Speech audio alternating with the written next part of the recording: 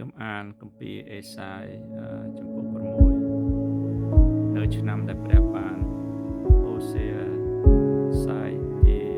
មង្គតខ្ញុំបានឃើញព្រះអម្ចាស់គង់លើបល្ល័ង្កដ៏ខ្ពស់បំផុតជាព្រះភូសារបស់ព្រះអង្គលាបពេញក្នុងព្រះវិហារនៅពីលើព្រះអង្គមានពពកសេរីភិមនីមួយមានស្លាប6គឺស្លាប2សម្រាប់បាំងមុខស្លាប2សម្រាប់បាំងជើងនិងស្លាប2ទៀតសម្រាប់ហើរ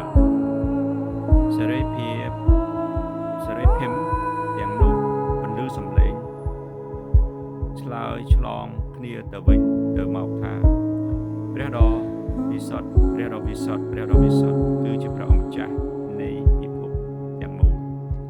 ផែនដីទាំងមូលពោពេញទៅដោយសេរីរុងរឿងរបស់ព្រះអង្គព្រះសូរសៀងរបស់ព្រះអង្គធ្វើដោយកង្ក្រើកទ្វារព្រះវិហារឲ្យមានផ្សែងហុយពេញព្រះដំណាក់ពេលនោះខ្ញុំលាមាត់ថាស្លាប់ខ្ញុំហើយ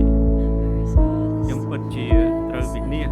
បើខ្ញុំជាមនុស្សមានបបោមាត់មិនបរិសុទ្ធហើយខ្ញុំរស់នៅ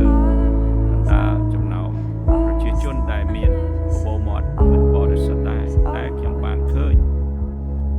ព្រះមហាក្សត្រជាព្រះអង្គម្ចាស់នៃពិភពទាំងមូលលក្ខណៈនោះសេចក្តីលក្ខណៈនោះសេរីភាពមួយហើមករកខ្ញុំទាំងកាន់ต้อง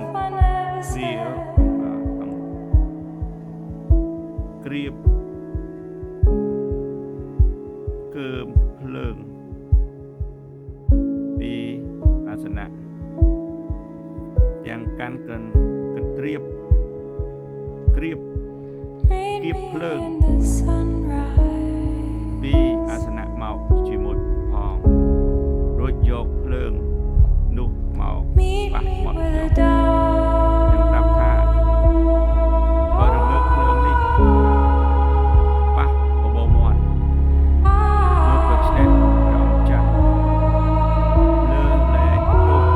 លោកព្រះអង្គដកបាបចេញពីលោកហើយបន្ទាប់មកខ្ញុំឮព្រះសូរសៀងរបស់ព្រះអង្គចាស់ដែលមានព្រះបន្ទូលថាតើយើងនឹងចាត់អ្នកណាឲ្យទៅតើអ្នកណានឹង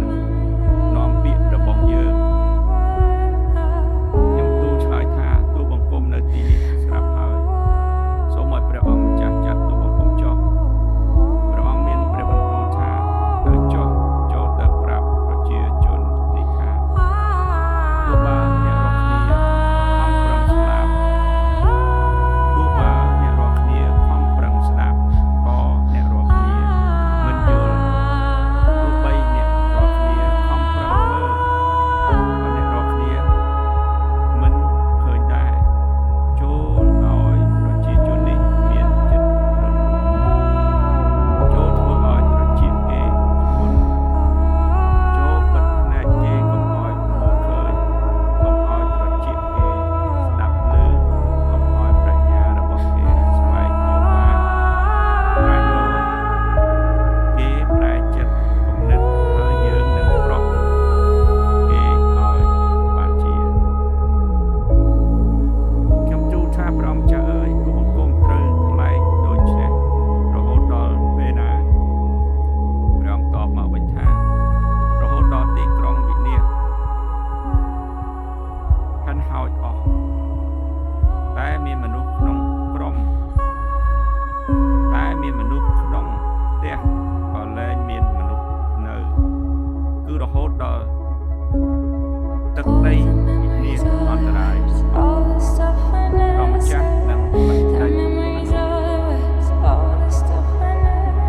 នាក់ចេញហើយនៅក្នុងស្រុកដីជាច្រើនតែត្រូវគេបោះបង់ចោល